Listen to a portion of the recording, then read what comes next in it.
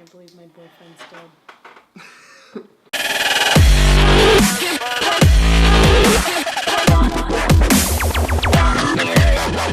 What's up, guys? It is Corbin Stuckey at Pixel Talk here. I'm joined by Michelangelo and my girlfriend, Leah.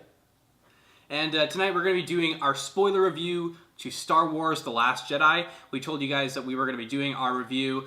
We wanted to wait a little bit. We wanted to wait till the weekend passed by, so we just want to make sure that everyone saw this movie. We even have a roommate that hasn't seen the movie yet, so we're far out into the living room just to make sure that he can't hear us. He's got his door closed, so we're going to be talking about spoilers. So if you have not seen Star Wars The Last Jedi, you can either A, check out my non-spoiler review that's already on my channel, or B, click out of this video, go watch the movie, and come back here. This is going to be very discussion-based. We're going to be talking about what we liked about the movie specifically, what we didn't like about it, and yeah, let's get started. So we saw this last night. She saw it once, and I saw it a second time. And I saw it once as well. You saw it once? Yeah. It's definitely better the second time. And what I've noticed about this new trilogy is whenever you see the movie the second time, you appreciate it a little bit more. Because when I saw The Force Awakens the second time, I already knew that we weren't going to be getting a lot of Luke. And so I was more focused on the movie and not just seeing Luke. So when I saw The Force Awakens the second time, I appreciated it more. And then when I saw this movie the second time, I knew what to expect, and there was so much more to appreciate. And let's dabber into that. Let's dabber into why this movie has a 93% on Rotten Tomatoes, and I think like a 57 from audience. Because I feel as though that's like ridiculous. This is nothing like the prequels. People are saying that this is the worst Star Wars movie ever, and I totally disagree. They did something different. And what they were complaining about for The Force Awakens was it was very similar to the original trilogy. And Rian Johnson did something totally different, and you people are complaining. You guys are spoiled. I mean, I will agree that there are some stuff that I just didn't really like. Characters that they killed off. Characters' origins that I didn't really necessarily like either. But maybe that's going to be revealed more into the next movie if those things that we were told are true or not. But for the movie itself, I really liked it. Let's get into spoilers. Okay. First, we got to talk about what is the plan for Leia. Because maybe not even halfway into the film, you think that she's going to end up being killed off, and it's kind of abrupt, and you're like, whoa, is that how it happens? And then she ends up having these force powers, and she pulls herself into the ship. I was like, oh, she's alive. Wow. Yeah, exactly. Like, I remember he actually said, like, wow, in the theater, and I was like, watching in awe. Like, I've never seen that. And that's another thing that you're talking about, is that he tried something different. We had never seen someone being able to survive in space while using the Force and being able to, pull themselves into a bigger object and stuff like that. The most we've seen is them picking things up and kind of more of like a push action, not like themselves pulling. We don't know it. Also, is at the end of the movie, she doesn't die. She doesn't die. Yeah. She is on the Millennium Falcon with Rey at the end of the movie.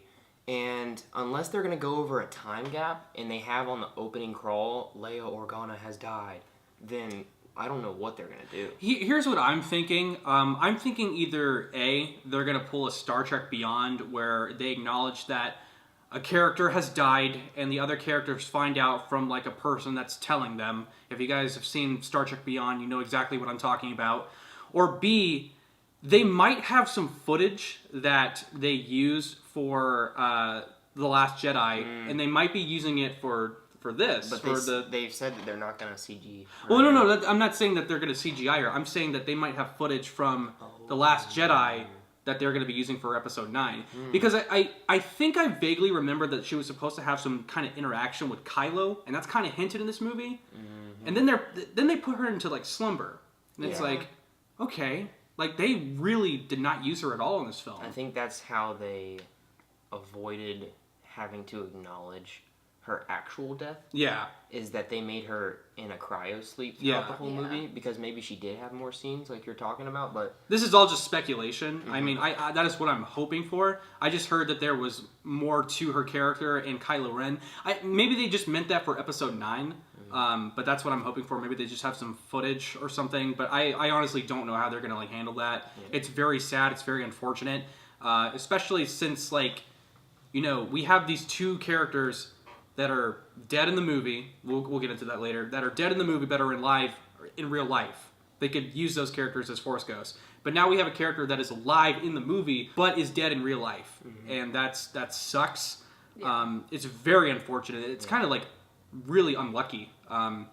Let's talk about let's talk about Luke Skywalker, because I feel as though that's where a lot of the other negativity is coming from, because people are saying that Luke would never do a lot of these things that are happening in the movie.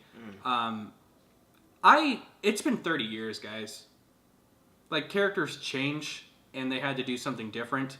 If they were just to go the Yoda route and have him train Rey without any negative connotations whatsoever, you guys still would have complained that they did the same exact thing, but there was a twist. He doesn't want to train Rey. So I really enjoyed it. Not only that he doesn't want to train her, but I think they're more upset about him attempting to kill Kylo at one point, because they're like, oh, well, he's lying about it. He didn't tell Rey the truth. And then why would he kill Kylo in the first place? He wouldn't want to kill a Jedi and all this other stuff.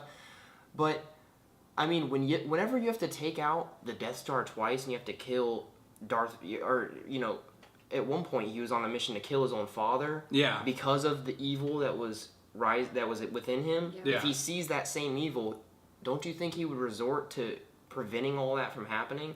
He was doing it out of the good of the galaxy, not the hatred in his heart. They're confusing those two. Yeah, things. Exactly. Before we get more into spoilers, I think you guys have acknowledged that we have seen the Star Wars films, and we are really well known about the lore. You've seen them too, but I feel I've seen them, but I'm not as hardcore involved in the whole thing, and I just watch them to watch them, so people can't ruin them for me. But you enjoyed the movie last night, right? I really loved it. Yeah. I really loved The Force Awakens. That was really good. I didn't see that in theaters. I saw that a year after it came out. Okay. But and then I saw this opening weekend, and it was really, really good.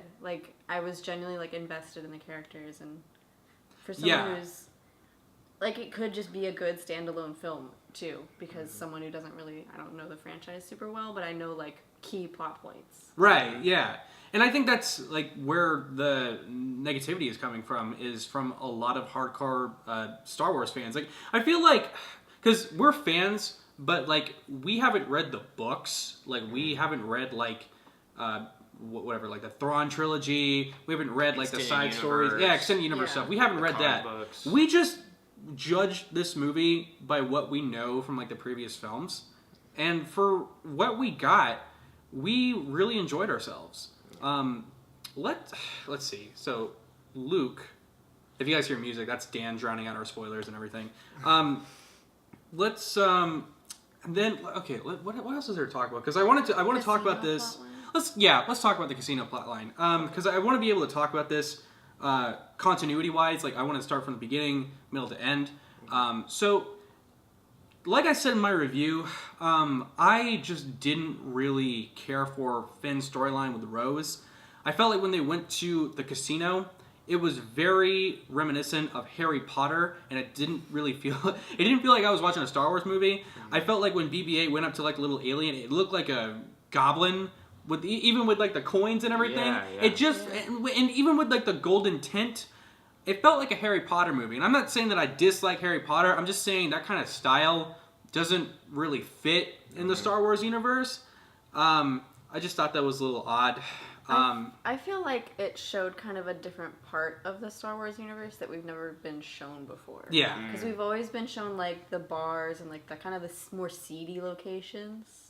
Yeah. More we've remote. never been shown a huge rich environment. Yeah, that's a good point too. I actually think there's a little bit of appreciation for that plot point, and I think that comes with when they first start out and they first meet they're still on the brigade ship. Yeah. And Finn's trying to leave. Yeah. And Rose is like, you wouldn't run from the rebellion, you're a hero, and all this stuff. That kind of comes full circle, because at the end, Finn's not running. He's willing to sacrifice himself for Yeah. the Yeah. resistance, but Rose saves him because she becomes a hero as well in the story. So with that bigger, like you're saying, the whole casino bit maybe could have been chopped up, could have been ways to tell that story a bit faster. Yeah. Because at the end, it was kind of pointless because they didn't even end up blowing up the ship or cracking the code from within anyways. They get caught. Yeah. But I feel that was a way to introduce the new Codebreaker. Codebreaker? Codebreaker. Yeah, the whole DJ guy. The shapeshifter character. Yeah, I didn't even know his name. Like, we were at like Best Buy, and I found a Funko, and apparently his name is like DJ. I did not know that. They call him DJ because he's super mysterious. No one knows about him. Yeah. Oh my god, and that's another reason why I didn't really like that side story too, because that character is so back and forth. You'd think that he's a good guy because he gives like that necklace back to Rose. It's like, oh, okay, that's the Switch character. Like you at first starts out as like this kind of like really greedy guy, kind of like Han Solo in the first one. He even goes back and forth before that too, where he's like, he offers to help and then he's like, okay, fine, and then he leaves, but then he ends up saving them with the ship. Yeah. Like 5 minutes later. Yeah. And then he takes the necklace and he gives it back. I was like, oh, that's sweet. Mm-hmm. Then he just betrays them. Yeah. And it's 100%. like, it was all set up. yeah. It was wild. I feel like that was like a really missed opportunity to introduce Lando into the new trilogy. But he kind of was like this trilogy's Lando. He Yeah. was like kind of this trilogy's Lando because he betrays them. And I get what they were trying to do. Like, and maybe we'll see Lando in like the third movie. If they don't introduce Lando, like a character that is like, I don't know if he's alive in like the universe, but the actor is alive, that's going to be a huge missed opportunity. That's actually like a large majority of the negatives about this movie is that there are missed opportunities here. Mm-hmm. Yeah. And as much as like the side story for this that involves Finn and Rose, as much as like I thought that was like, I don't know, I didn't mind it, It's just you know what I mean? Like, Yeah, I just it didn't wasn't- care for it. Yeah. I feel like what it was, so it led up to them getting caught, and that was kind of a disappointment. But then what it ultimately led up to was her, like, kissing him. Yeah. Mm-hmm. And I just feel like it wasn't a good lead up to that. Yeah. Like, that felt very forced. And I didn't feel anything. Yeah. Like, Yeah. when they kissed, I was like, I was like Finn, because even Finn, I feel Ryan Johnson was almost trying to invoke that emotion by doing that, because even Finn's like, he doesn't even perk his lips or anything. He's like, Yeah. whoa. I have a theory, and it's gonna, like, you guys are gonna think that this sucks, but I don't know. It's Disney, so basically, for a couple years now since The Force Awakens, they have been trying to ship Poe and Finn, like the fans. They've been trying to ship them, like, outside this movie. And I think originally what was gonna happen was maybe we were gonna have like a side story with both Poe and Finn, and that's what I said in my review, is like that's something that I would have like wanted a little bit more. But I think Ryan Johnson was like, if we don't get them together as a gay couple, people are going to be mad. So what are we gonna do? Okay, let's introduce a female character. I think that might have is what happened. I don't want to speculate because I don't want to like piss anyone off, and I don't want to just like speculate that Disney is homophobic, because they have done more stuff over the years where like they are catering to like gay audience. But that kind of seems like what they kind of did here, is like they didn't want Poe and Finn in the same scenes because they were afraid like if they didn't make them a gay couple, they would have pissed people off. I feel like Poe didn't do much in this movie. He didn't. Like, he was that guy in the background was like, hey, you're doing this all wrong. We need to like not evacuate ship and like do my way, Yeah, I really enjoyed him in the beginning because he's like the best pilot out of all of them. And I like his arc. It's like he can't be like a hothead or else he's going to get his team like killed. I get that. But another reason why I didn't really like his side story is because if like they had like this awesome plan since the beginning, like going to like this planet to contact like more people, why didn't they just tell everybody? Why didn't they just tell Poe? I guess you could say that it was like, oh, like what if we have like a spy on the ship or something like that? But that's never acknowledged either. Like, why didn't they just say why they didn't do that? Why didn't they tell everyone on the ship, like, okay, we're gonna go to like this planet to defend ourselves? It's never acknowledged whatsoever. Like, it's just like, if you would have easily just told him what's going on, all of this like character interaction could have been avoided. This negative character interaction. Mm-hmm. I just like didn't trust that new commander at all. The chick from Jurassic Park. Okay, Yeah. I didn't. Yeah, That's that what- actress is from Jurassic Park. Mm-hmm. Oh I no. watch a lot of movies. Oh no. We're watching Jurassic Park tonight. But I think that's totally why that they want you to think about that, because it's like, oh, this is a completely new person. Can we trust her? Yeah. You know, it's the same kind of thing they were trying to invoke with the DJ guy, and then she ends up, you know, sacrificing herself at the end, as we know, and you know that's a cool arc too, because it's like the whole time she knows her intentions, Yeah. but the audience doesn't know, Yeah. and then it kind of comes together as like, I will do this for the rebellion. Oh, Even yeah. even though Poe was, like you said, being a hothead and saying, "Oh, you're a coward. All you're trying to do is run. You're a traitor. You're Yeah. a traitor," and then she ends up, you know, doing something that I don't think any one of our other characters could have done besides Finn, which he tried to do too. Like her sacrifice created a really awesome screensaver. Oh my god, it really did. And we have never seen that either, and that's something that Ryan yeah. Johnson did that Yeah. we've never seen, was seeing hyperspace actually collide into something. That was sick. What'd that It was guy awesome. say? Like it went No, all silent. It went like, silent. I gasped and then realized it was completely quiet in the theater and was like, I can't. It's like a pin could drop and you could hear it. And then this dude like 2 seats over just went, sick. And then everyone started laughing and I was like, it's ruining the moment, but it was a good joke. Yeah. Let's get into Snoke. And Oh my gosh, that punk. missed opportunity. Well, I don't know. Like, okay, so there's so much I want to talk about in terms of this character and why people, I think, are legit upset, because we did have people walk out of the theater yesterday and they were like, 2 years we've been waiting and we didn't get anything, and they were afraid that they weren't going to get anything in the future. So basically, and if you guys have seen the movie, you know what we're talking about. So Rey goes to the ship, the Empire ship, or the First Order ship, my bad. The First Order ship to confront Kylo and to see if she can get Kylo to go to the light, to the Jedi side. While she's trying to do this, she is, captured by Snoke, and Snoke is confronting her. And Kylo kills Snoke. which is completely unexpected. Another thing that Ryan Johnson did a little twist on. Yeah. I really liked that scene because Snoke was like narrating it almost as like, take out your lightsaber, turn it on, and Yeah, and Yeah. strike down your Strike true down- enemy, and he's like, and he cuts him in kills half. Snoke. That's pretty sick. But I brought something up to you the other day, and I said, Snoke isn't dead. You think Snoke's not dead? Snoke's not dead.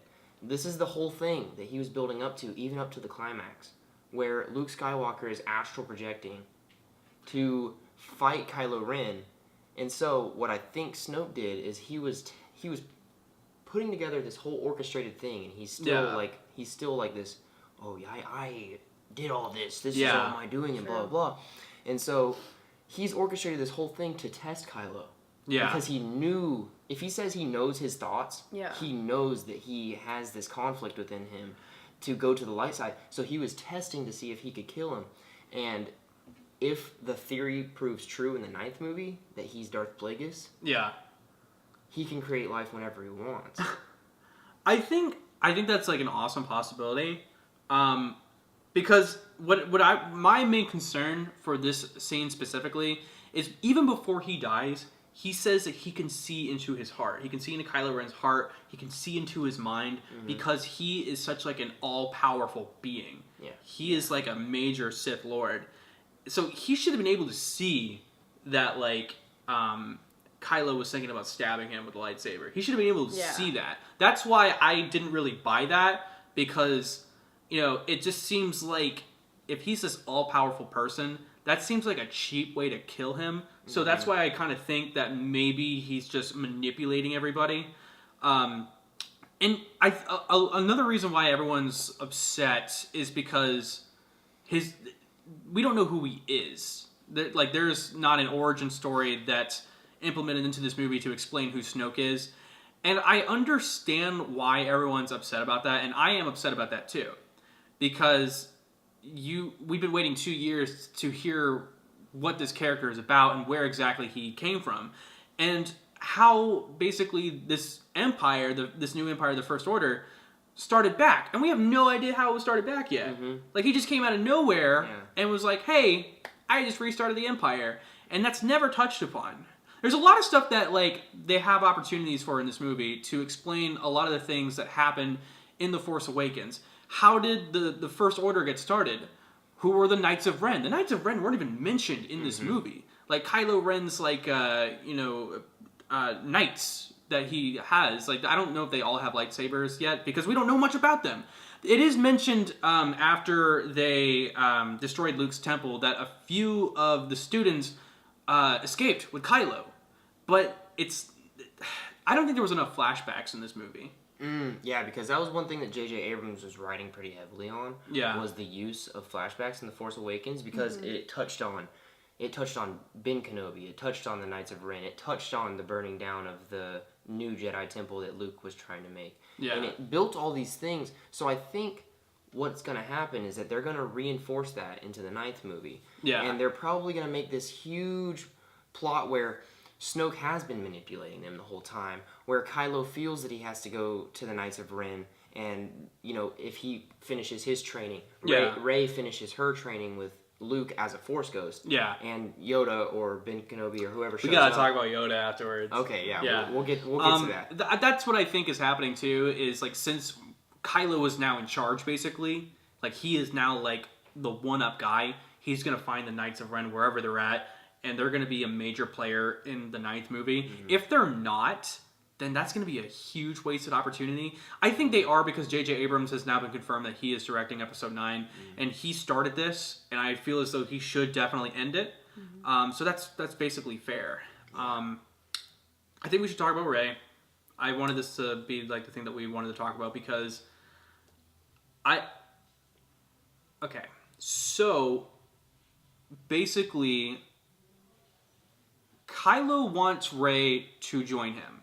And Kylo wants basically Rey to forget about the past and focus on, like, the future and, like, them ruling the galaxy. That's Kylo's main motivation in terms of Rey, is he wants her to forget about her parents. Because Kylo has forgotten about his parents, too. He killed Han Solo in The Force Awakens, and he's just trying to avoid Leia.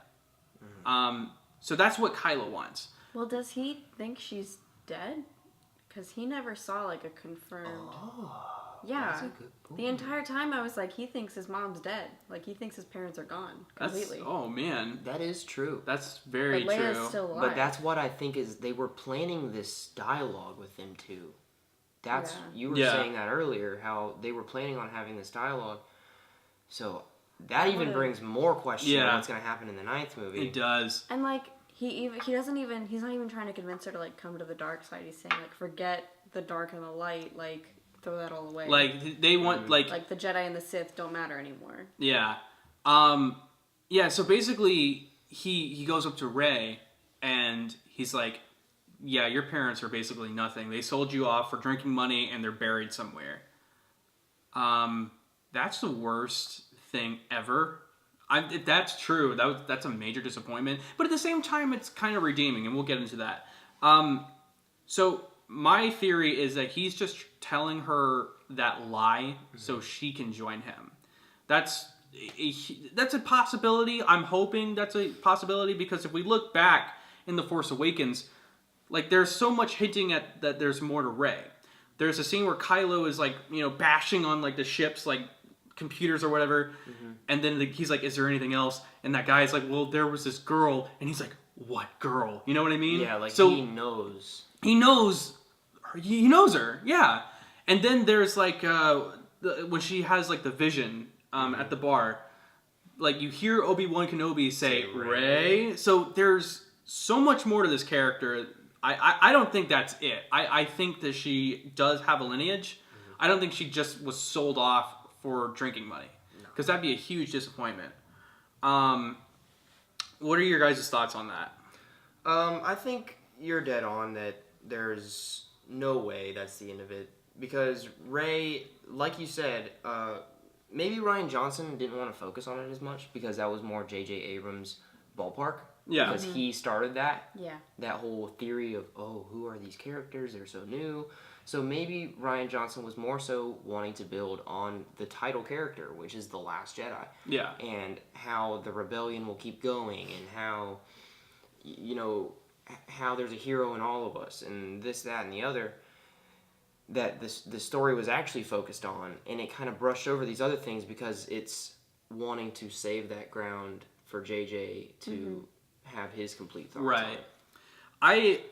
One of the most interesting scenes in this film is where she goes down that hole on the island, and there's like multiple different rays in like a line. She snaps her fingers, and it goes to a mirror. At first, I thought that was very symbolic because like it's basically she's like, show me my parents. And essentially, she says that, but it's not really what she's saying. She's basically saying, show me who I am. Yeah. And you expect there to be like two people to walk up to the mirror, but it's her. Like, she's not really looking for who her parents are. She's looking for who she is as a person. And I think that's what Rian Johnson was going for, was don't focus on your own lineage. Focus on who you are. But then after the second viewing, I thought about this. I thought, like, so when she's like reaching out to the Force for the first time, the hole is like it's the dark side, basically. Yeah. And she goes down that hole, which is the dark side. And the dark side is trying to tell her that she is nothing and that it's just her. So, you know what I mean? Oh man. Yeah. I think that you just nailed that. Yeah. Because that is completely what Kylo was reinforcing. And like, it could even be that she was raised by like these like nobodies. Yeah. But she could come from someone else who like, because there was a ship that left that planet in The Force Awakens. So I refuse to believe that Rey is just like that came from nowhere. I refuse to believe that. There's so much in The Force Awakens that hints that this is a character with like background. So that's my input on Rey. Let's talk about more Captain Phasma. Oh my god. What were you thinking? 10 minutes of screen time in both movies. To kill her off. Is she dead? She fell into a fiery inferno. but also her She might as suit well be deflects dead. bullets. Oh, she did survive the trash compactor in the Force Awakens. Ooh. Yeah. So I don't know. Like this movie, like for what we got, they killed off Snoke. They killed out Captain Phasma. You're killing off the most interesting characters. What the hell are you doing? Or are they? Or they dead? We don't know. We're gonna have to wait 2 more years. So come see our next movie to figure it out. Give us more money. Yeah, but exactly. I think that's another thing I wanted to touch on about Snoke is that it was all an apparition, and because if you notice in The Force Awakens, he looks super old. Yeah. He looks ancient, right? Yeah. But then in this movie, he looks a bit younger. Not as many like. He has more, like, even look at this. Look at this. He has more complexion. He has eyebrows, actually. I looked at it carefully. It's like blonde eyebrows. That too. And so, if you notice at the end, Luke looked younger than he had the whole movie. Mm-hmm. Maybe he did that for the sake of looking better for Leia because of, you know, that whole thing. Or maybe it was the peak of their existence that they were rooting back to. Either way, I think there's something to be said about that. Yeah. Whenever Luke like came and fought Kylo Ren and like the salt and the red dirt, I didn't even notice that thing with their feet. And that was sick. Yeah, like Luke like left no marks whatsoever. Mm-hmm. And he notices too, like when the battle is happening and the ships, like you said something about the 13 ships, and that's like a reference to like American like flag or something like that. Yeah. I don't know what that means. Like, I guess it's just like symbolic to like maybe the American Revolution or something like that. Against tyranny. Yeah, there we go. Yeah, I just thought that was cool. Like the 13. It was a very red stripes. Like, it was a very aesthetically pleasing shot. Like I really enjoyed it. Yeah, that's what I thought they were trying to root to because you know it was salt and they establish it's salt. You know it's a white powder and then you see the red stripes and it's like. You can tell Rian Johnson is a director that every little thing in his movie matters. Let's talk about the climax where it's basically Kylo Ren versus Luke because I think that's like my favorite part of this movie. And that's what I said in my original review was like there was a scene that I was really hoping was going to be in The Force Awakens that wasn't in The Force Awakens. Basically like conversing and fighting Kylo Ren. And that was my favorite part of this movie actually. Everything with Luke is great. And let's talk about the Force Ghost thing. It's really interesting. I didn't mind it. I think that I find it really redeemable when they add more stuff to the Star Wars lore. A lot of people are really mad about that. I don't understand why. It's a new thing. They tried something new. And I just don't really think that it should be hated, you know? Yeah. Well, earlier in the video you were talking about how we don't read the books and all this kind of stuff. But I did quite a bit of research into this because I wanted to know exactly, like, the explanations behind certain things. Yeah. And that's how I came to the conclusion that, Snoke isn't dead, all this kind of stuff. Right. Because it goes more in depth about the whole astral projection thing, or Force Ghost, Force entity, or whatever it is. Yeah. And that's because, astral projecting is like one of the most powerful things that a Force user can do. And that's why I think Luke wasn't even able to do that until this point. Yeah. And they were building on that, and they have touched on it in the books that Luke's done this before, and he did it to save Leia originally in the book. So I think Rian Johnson took that inspiration and made it into something that could happen on the big screen. Okay. And so whenever they had him doing that, one, he was on completely different planets, and this completely drains your energy, basically. And that's why he was so exhausted when he finally came out of it all and essentially dies because of it. Yeah, because that goes back to basically the first movie, A New Hope, where Obi-Wan Kenobi is talking to Darth Vader, and he's basically like saying, if you strike me down, I will become as powerful as I am right now. So it goes back to that because it's basically saying, like, you can't appear everywhere in the galaxy unless you're a Force ghost, unless you're dead. Because if you die as a Jedi, you become this all-powerful being. And if you are just a human, you can't do that. You can't be a Force ghost. You have to be dead in order to, do that, because it's so powerful and it's almost godlike, essentially. And I like how it was very comparable to the last movie. You mentioned that you really liked the Obi-Wan Kenobi and Luke Skywalker contrast, where it's like he's basically following in like his master's footsteps. Yeah. Because originally in A New Hope, Ben Kenobi, or Obi-Wan, he ends up sacrificing himself so that Luke, Leia, and Han can escape from Darth Vader. Yeah. But in this movie, Luke Skywalker does it so that Leia, Rey, the Finn, entire Poe Resistance can escape. Yeah. Can escape from Kylo and his forces. And I like the idea about this movie where it's trying to portray hope and what hope can do. Because even though, like, it was kind of like a cop-out where, like, Luke wasn't actually there, the whole galaxy doesn't know that. His story is being told across the galaxy, and the kids, like, at the end of this movie are talking about it. They're playing with the toys and everything, and they're playing with Luke Skywalker and, like, mimicking the scene that we just saw. So I really like what this movie was trying to convey. I really like how it was trying to convey hope, and, the idea of... That's a fly. Let me kill it. It's gone. I think it's gone. I don't think it's gone. Oh, you got it! That's disgusting. And I like the idea that this movie also tells us stuff about failure. The Yoda scene. I really like the Yoda scene. I love what Yoda says. I love where Yoda's just like, failure is the best teacher. I like how he basically has to teach Luke, even as a Jedi Master, like, even at this old age, he's still learning. And he's like, teach your pupils more than you know. Teach them beyond what you teach. And I really enjoyed that. And still in 2017, we're still learning more about Yoda. And I think that's the best thing about his character is because it even tells you that he's hundreds and hundreds of years old. Yeah. So, of course he's more wise than everybody around. Yeah. And he knows these lessons, so he's teaching people who are, closer to mortals and humans where, you live to a reasonable, like, 70, 80 years old, or we can speculate that they're that old. But yeah, he's always been that wisdom and whimsical kind of character, and it carries over in this film. And I love that they actually used a puppet like they did in the original trilogy, and not CG like they did in the prequels.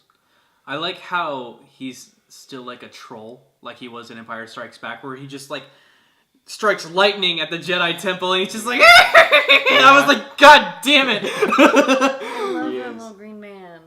It's just such a good concept that, like, he could just strike me down. Like, He's Thor without the godlike hammer. powers. Yoda. I love Yoda so much. Yeah, he is like a little drunken guy, isn't he? Like, He really is. I'm a little troll. He's just a little green old man doing his best. Yeah. Young Skywalker. So guys, overall, this movie, in terms of what The Force Awakens established, it doesn't answer everything. It doesn't answer where Snoke came from. It doesn't really answer fully yet where Rey came from.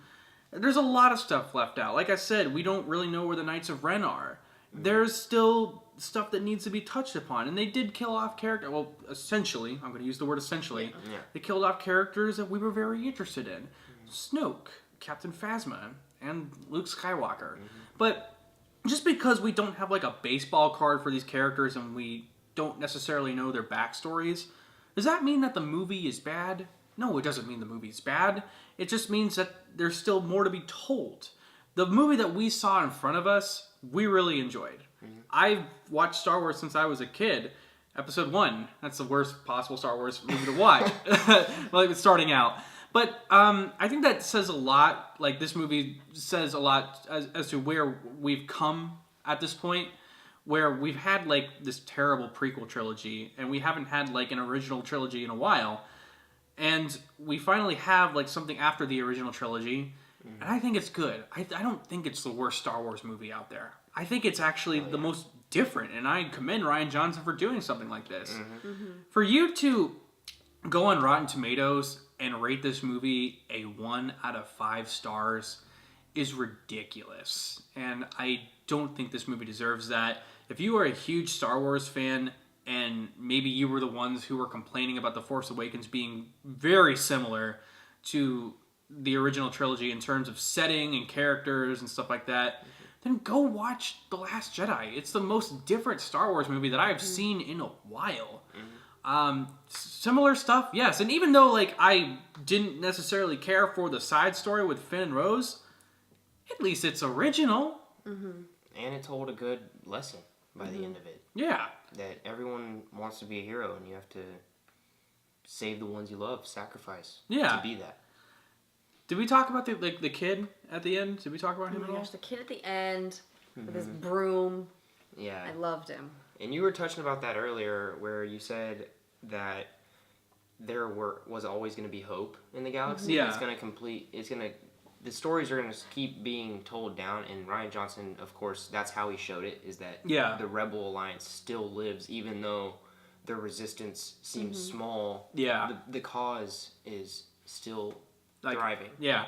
And I wonder if, like, that has to be what his new trilogy is about. I don't know if it's going to specifically be about that kid, but it's definitely going to be about Jedi. He was a really cute kid. Oh, yeah. He was adorable. Damn, I looked at what his name was, and it's like Sesame Briggs or something. Has he been like in that? like anything else? No, but he's in you know how every movie they have their own like booklet that explains everything that happens, or whatever. And it looks like a freaking Ripley's Believe It or Not book. Yeah. But yeah, it actually has the kid's name in there. And I was watching a video earlier. It's like Sesame Briggs or some shit like that. But it was, it's. I feel you. Okay. But I'm thinking that they will build on him. Yeah, maybe, for sure. So yeah, guys, that was our spoiler review to The Last Jedi. Comment down below what you thought of our opinions about the movie. Like the video, share it, and please subscribe. Jeez. You hit the glass table. Subscribe? Yeah. Or I'm killing him. Please. Whoa, this got dark. Click it now. You better click it. Please. Please kill me? No, click the button! Oh! I was like, Leah. And please subscribe to Pixel Talk if you haven't yet, or Mike will not come back as a Force ghost. Thank you guys so much. I'm Corbin Stuckey. I'm Leah Smith. And Michael's dead. And this is Pixel Talk. I'm sorry, Mike.